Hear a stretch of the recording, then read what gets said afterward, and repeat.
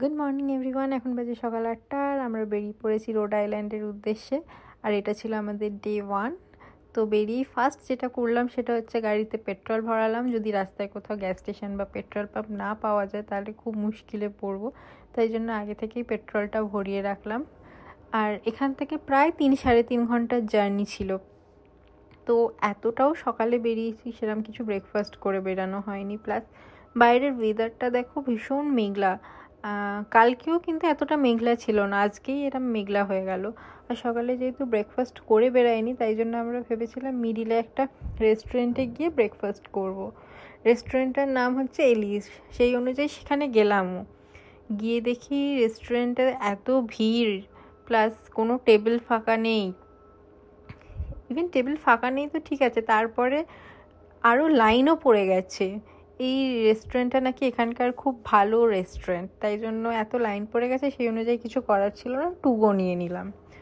ভাবলাম টুগো নিয়ে যাই, গাড়িতে বসে খেয়ে নেব, দেন গাড়ি থেকেই ওখান থেকেই আবার স্টার্ট করব। তো এখানেই গাড়িতে বসে খেয়ে নিলাম। ব্রেকফাস্টে ছিল বার্গার অ্যান্ড কিছু ফ্রাইজ। কিছু করার ছিল না, গাড়িতে বসেই খেতে হলো। গাড়িতে বসে খেয়ে তারপর আবার বেরিয়ে পড়লাম। আর বেরিয়ে পড়ার পর এই ঢংগুলো তো করা মাস্ট আমার কাছে, নয়তো পুরো জার্নিটাকে আমার ঠিক মনে হয় না আমি এনজয় করলাম। তো এই ঢংগুলো করা মাস্ট। আমি জানি না প্রত্যেকটা মেয়েরই মনে হয় এরকম কিছু ঢং থাকে, তো আমারও আছে।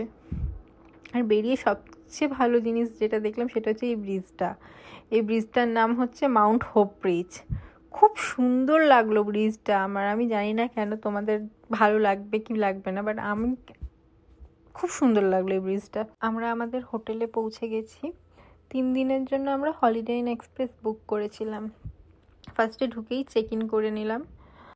এটা ছিল হোটেলের লবি প্লাস ওয়ার্কজোন প্লাস রেস্টুরেন্ট, সমস্ত কিছু এই পোর্শনটাতেই ছিল।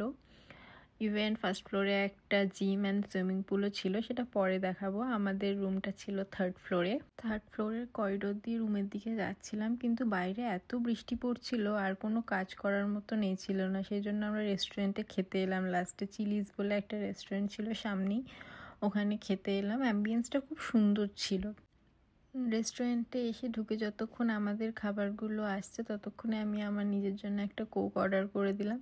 অ্যাকচুয়ালি কোকটা আনলিমিটেড ছিল। আর নিজের জন্য অর্ডার করেছিলাম এই shrimp, chicken and some pasta. এখানে সব এই সমস্তই খাবার খায়।